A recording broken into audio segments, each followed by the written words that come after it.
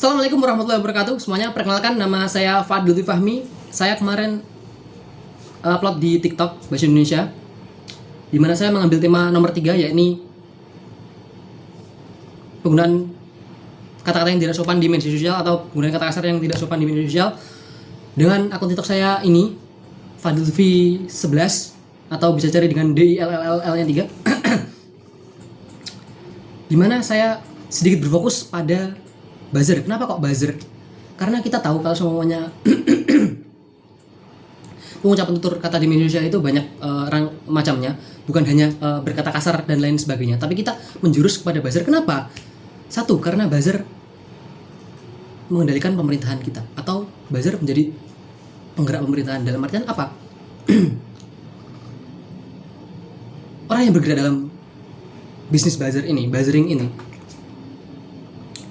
mereka cenderung menggunakan bahasa yang propagandif. Mereka mengarahkan opini, yang hal tersebut bisa mempengaruhi pola sikap atau pola tutur masyarakat pada umumnya. Karena kita tahu bahwasanya pemerintah sekarang emang lagi kacau-kacaunya, di mana beberapa banyak kebijakan, walaupun sekarang udah ada Kemenko yang baru yang punya kebijakan yang sangat revolusioner walaupun dibenci, tapi banyak sekali yang tidak sesuai dengan apa yang masyarakat harapkan, dan hal tersebut mendorong reaksi negatif masyarakat. Dimana kalau semuanya ada orang yang membela pemerintah, ya orang masyarakat umum pasti langsung, wah ini buzzer pasti, kenapa? Dan ini menjadi dilema sosial lagi gitu, dimana orang-orang bakal berkata seenaknya ketika mereka diarahkan atau propagandatif itu terjadi gitu.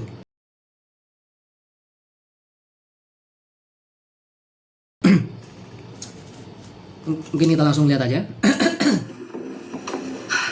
Di sini video saya sudah ditonton sekitar 538 orang untuk saat ini rekaman. Tiap hari ada lebih dari 3 juta komentar kasar pembanjiri media sosial kita.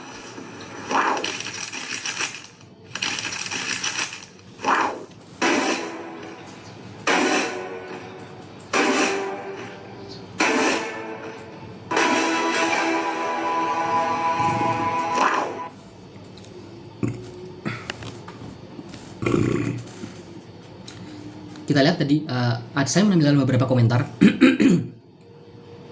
Beberapa komentar yang saya temukan di media sosial, walaupun itu cuma beberapa. Kalau semuanya kita telusuri lebih dalam lagi, pasti ada sangat banyak komentar kasar yang terjadi di media sosial. Nah, gini, saudara-saudara. Kita tahu bahwasanya bahasa itu membentuk citra bangsa gitu. Bahasa membentuk citra bangsa. Dan santun dalam hal ini, santun dalam berbahasa, atau santun penggunaan bahasa Indonesia yang tidak santun di media sosial. Gini, kalau semuanya kita berpikir santun itu adalah oke, baik, terima kasih dan lain sebagainya, kita bakal kalah sama orang yang manipulatif dan sebagainya gitu. Kita udah mengajarkan berdebat di sini, tapi kita bakal mencari hal yang dimana berarti santun itu bukan berarti diam, tapi berpikir sebelum berbicara. Saya garis bawahi lagi, santun itu bukan berarti diam, tapi berpikir sebelum berbicara. Oke? Nah, tapi ironinya di era saat ini gitu, kebenaran itu bukan tentang siapa yang benar, ya, tapi siapa yang paling keras berteriak. Dan ironinya, saudara-saudara, di negeri yang katanya kita bebas bicara, ya, di negeri yang katanya kita bebas bicara, kejujuran justru kalah oleh trending. Kita lihat kalau semuanya kita lihat orang jujur, atau lihat sih banyaklah orang yang berprestasi. Orang yang berprestasi pasti sedikit yang support. Atau kita lihat berita yang benar atau fakta. Fakta bakalan kalah, fakta bakal tergerus sama tren. Dan di sini saudara-saudara, di sini kenapa kita harus berfokus ini, atau kenapa saya mengambil topik di sini? Karena mereka atau buzzer itu menciptakan tren yang mereka buat sendiri. Kita tahu bahwasanya algoritma berbasis data. Algoritma berbasis bilangan yang dikonversikan. Kalau semuanya bilangan tersebut menutupi bilangan-bilangan yang terkurung gitu, bilangan yang banyak tadi bakal lebih ditampilkan gitu. Dan ketika mereka menguasai tren, mereka menguasai media massa, yang artinya mereka juga menguasai pikiran kita untuk berfokus pada satu hal. Walaupun kita tahu, seharusnya kita tahu bahwasanya itu buzzer, dan seharusnya kita tahu bahwasanya itu tidak benar. Di sini pentingnya kita berpikir sebelum berbicara. Di sini intinya kita berpikir sebelum berbicara. Ya, kita berpikir sebelum berbicara. Oke, kita lanjut.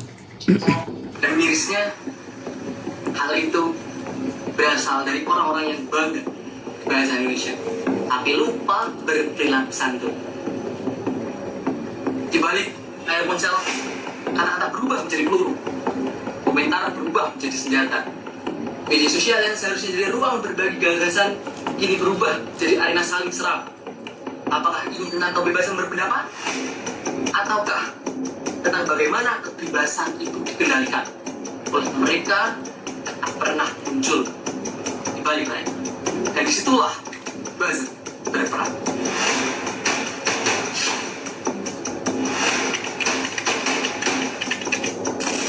Buzzer bukan merupakan fenomena baru, saudara-saudara.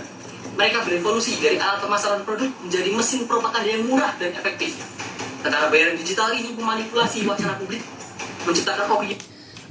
Sedikit menambahkan di sini, kenapa saya tidak menambahkan nama saya di awal dan di akhir, karena saya ingin mencari hook di sini. Memang saya salah, makanya saya mohon maaf di sini.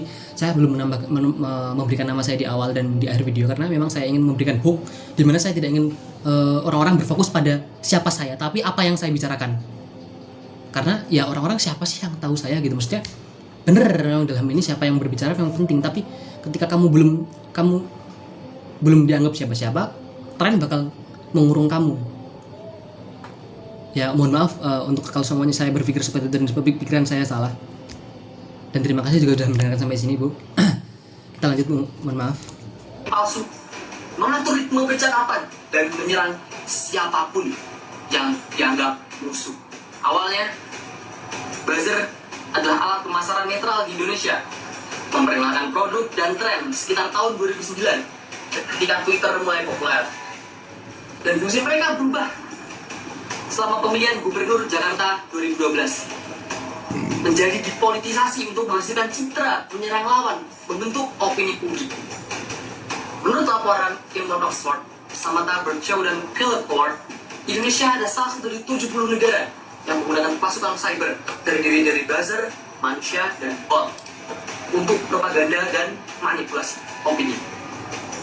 Kini, buzzer mendominasi ruang publik dengan teknik amplifikasi canggih, menggunakan bot, akun palsu, dan konten visual yang menarik seperti meme, infografis, semua tanpa organik, tapi semuanya terencana. Buzzer bukanlah akun acak, tapi bagian dari organisasi yang terstruktur, saudara-saudara, terkoordinasi, beroperasi seperti tentara digital dalam perang opini, dengan proses perekrutan yang sangat terstruktur. Setelah melalui proses perekrutan, buzzer diorganisasikan ke dalam tim A, B, C dengan peran mereka yang berbeda-beda, seperti membuat konten propaganda, menyebarkannya secara bersamaan, dan menyerang balik narasi yang berlawanan.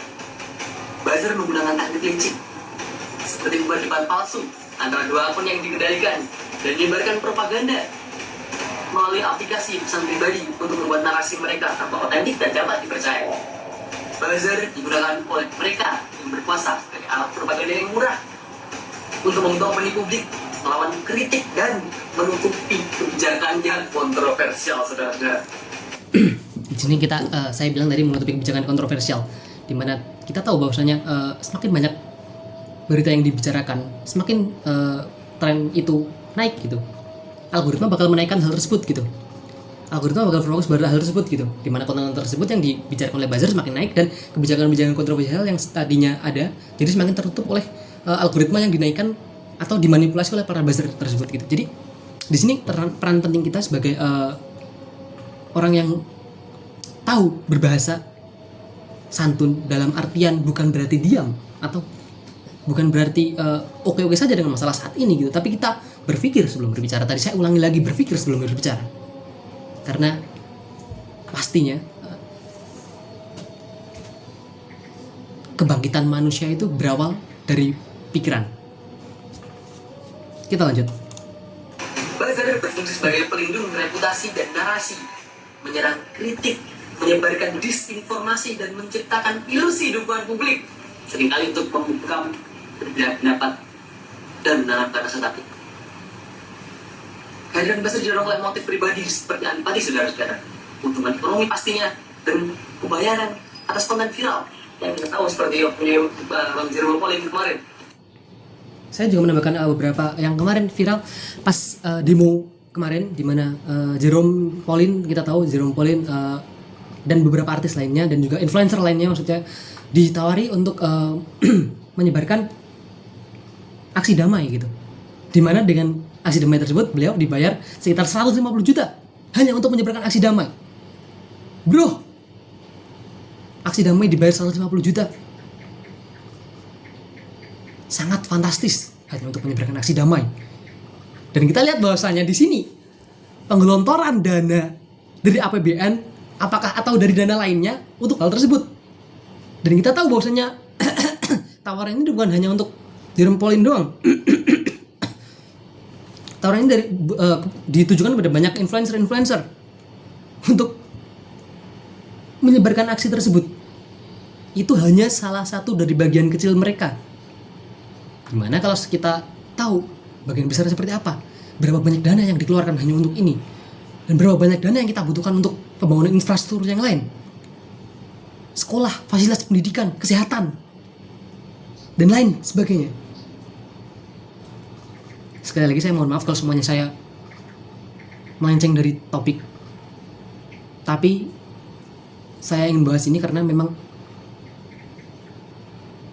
santun bukan berarti diam. Saya ulangi lagi, mohon maaf.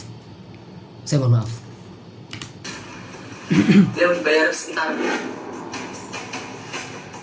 buzzer beroperasi dengan menekan suara-suara kritis melalui serangan terkoordinasi saudara-saudara dan penggabungan algoritma.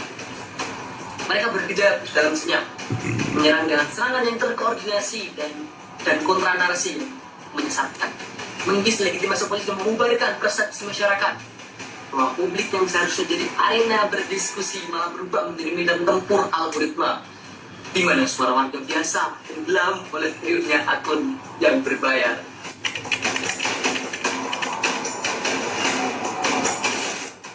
Bahaya pertama dari buzzer adalah distorsi kebenaran.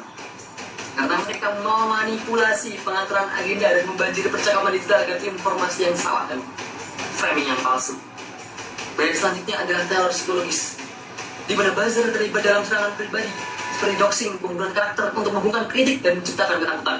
Bahaya ketiga adalah melemahnya demokrasi, karena buzzer berusaha akses informasi yang benar dan menekan suara-suara kritis yang mengarah pada opini publik yang dimanipulasi. Dan kita tahu saudara-saudara, suara demokrasi di Indonesia akhirnya itu mulai menurun seperti yang ada di berita tersebut.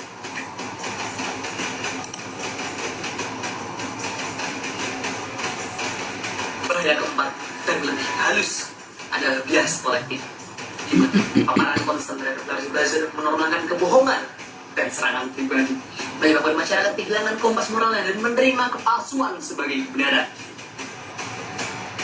Dan itulah saudara-saudara yang kita sebut kehidupan sosial saat ini. Kita sering mengira buzzer adalah masalah di luar diri kita. Kita nggak tahu kalau semuanya hal tersebutlah yang paling berbahaya dan yang harus kita soroti. Bukanlah mereka yang dibayar untuk berbohong, tetapi kita yang dengan sadar memilih diam dan membiarkan kebohongan jadi kenyataan. Di era ini, kebenaran bukan tentang siapa yang benar, tapi siapa yang paling keras berteriak. Dan ironinya, di negeri yang katanya bebas bicara, kejujuran justru kalah oleh trending. Saudara-saudara, santun bukan berarti diam, tapi berpikir sebelum berbicara. Terima kasih. Oke, itu tadi video dari saya. Dan saya akan menampilkan komentar. Ada akun yang bilang, yang bener sih kak, bener makin kesini siapa sih yang dukung Bahlil gitu? Kalau ada yang dukung pasti buzzer sih. BK ya. Beliau mengatakan bahwasannya beliau mendukung saya, dalam artian makin kesini orang-orang makin tahu bahwasannya buzzer itu propaganda yang cukup licik dan mayoritas masyarakat udah tahu gitu. Untuk orang editnya Kak join Discord Kak, terima kasih. Nah, ini salah satu akun juga. Kalau sampai sekarang ada yang dukung buzzer, orang itu nggak bener sih. Beliau bilang, dan beliau memposisikan dirinya sebagai orang yang benar gitu. Dalam artian di sini beliau menolak buzzer. Dalam artian beliau menolak eksistensi buzzer saat ini beredar dengan masif di masyarakat.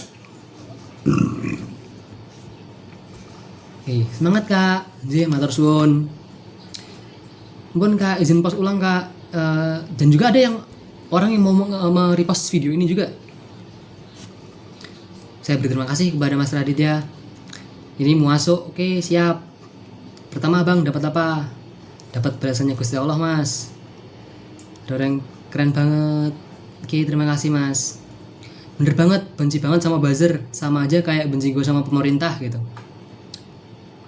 Ya sama Mas Satria, saya juga benci bukan sama pemerintah sih, cuma kepada kebijakan yang nggak bener yang dilakukan pemerintah. Gitu. PAO ngopi, terima kasih. Di sini saya mendapatkan 49 likes, 18 komen dan satu save dengan hashtag seperti ini, bulan bahasa 2005, bahasa Indonesia banggaku, cinta bahasa Indonesia, bahasaku banggaku. Itu tadi yang dapat saya tampilkan, di mana memang cukup miris kalau semuanya kita tahu negara yang kita tempati saat ini, yang dulunya digadang-gadang sebagai macan Asia yang sedang tertidur, sekarang sedang mengalami kemunduran yang cukup sistematis, saudara-saudara. Kita doakan saja semoga apa yang terjadi di masa depan atau terjadi di hari esok lebih baik daripada hari sekarang untuk semuanya, untuk kita teman-teman semuanya juga, untuk semua yang menonton video ini. Pastinya kita doakan bahwasanya semoga hari esok lebih baik daripada hari ini. Baik, terima kasih. Saya Fadil, terima kasih telah menonton video ini. Assalamualaikum warahmatullahi wabarakatuh.